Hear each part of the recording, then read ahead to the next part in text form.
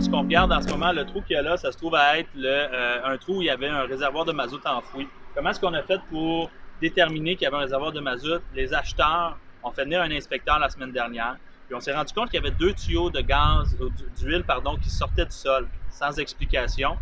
Dans ces années de construction-là, les immeubles, on avait soit les réservoirs de mazout sous les marches, donc souvent c'est là qu'on les retrouvait, ou sinon enfouis, ce qui est quand même assez rare à la salle. Puis puisqu'on n'avait pas la direction de où allaient les tuyaux, il a fallu investiguer un petit peu plus loin, faire venir les professionnels pour déterminer s'il y avait un réservoir enfoui dans le sol. Ça se trouve à être que oui. Le réservoir sert à quoi? Le réservoir contient le mazout, l'huile de chauffage de la propriété. Dans ces années-là, c'était comme ça.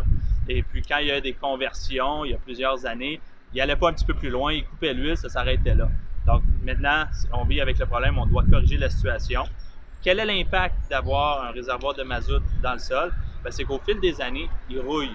Puis s'il restait de l'huile à l'intérieur du réservoir, ça va aller dans le sol. C'est ce qu'on appelle une contamination de sol par l'huile. Ça cause plusieurs problèmes, que ce soit un problème de congestion dans le drain français, que ce soit un problème sur la fondation ou autre, un problème pour la santé, les émanations que ça dégage. Vous ne le sentez pas en ce moment, mais moi je suis ici puis je le sens puis c'est fort. Donc, c'est vraiment ça les problèmes auxquels on doit corriger. Ça peut coûter combien? C'est tellement vague comme question puisque la terre doit aller dans un centre spécialisé pour le traitement.